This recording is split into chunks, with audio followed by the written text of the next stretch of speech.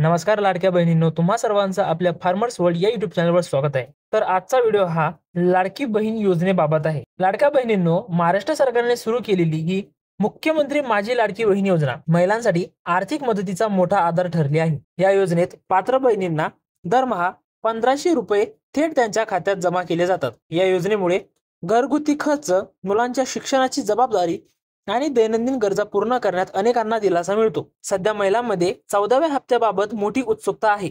मागील 13 हप्ते वेळोवेळी वितरित झाले असून सरकारकडून पुढील हप्ता कधी जमा होणार याची अधिकृत घोषणा अद्याप करण्यात आलेली नाही। मात्र आर्थिक विभागाकडून मिळालेल्या संकेतानुसार पुढील काही आठवड्यातच हप्ता जमा होण्याची शक्यता वर्तवली जात आहे। मागील हप्ते बहुतेक वेळा महिन्याच्या दुसऱ्या आठवड्यात जमा करण्यात आले आहेत।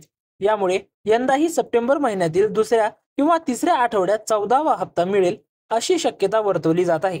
ग्रामीण भागातील लाभार्थींनीही वेळेवर रक्कम मिळाल्याचा अनुभव व्यक्त केलेला आहे। राज्य सरकारने महिलांना आत्मनिर्भर बनवण्याचा उद्देश ठेवून ही योजना सुरू केली आहे।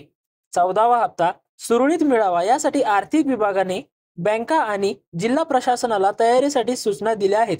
अधिकृत तारखा लवकरच जाहीर होण्याची शक्यता आहे।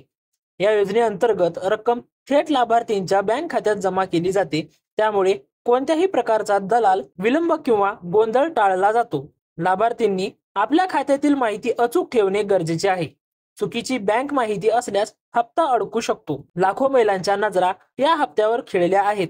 घरगुती जबाबदाऱ्या, सणासुदीचे दिवस आणि शाळा कॉलेजचे खर्च यामुळे 14वा हप्ता लवकर मिळावा अशी सर्वांची अपेक्षा आहे। अनेकांनी सोशल मीडियावरही सरकारकडे लवकर घोषणा करण्याची मागणी केली आहे। मुख्यमंत्री माझी लाडकी बहीण योजना ही महिलांसाठी मोठा आधार आहे। 14व्या हप्त्याची अधिकृत घोषणा होईपर्यंत लाभार्थींनी अफवांवर विश्वास ठेवू नये। फक्त सरकारी संकेतस्थळे आणि अधिकृत जाहिरातींवरच विश्वास ठेवावा। अधिकृत घोषणा अद्याप झाली नसली तरी सूत्रांच्या माहितीनुसार सप्टेंबर 2025च्या मध्यावर म्हणजेच 12 ते 18 सप्टेंबर दरम्यान 14वा हप्ता जमा होण्याची शक्यता आहे। नेमकी तारीख सरकारकडून लवकरच घोषित होईल।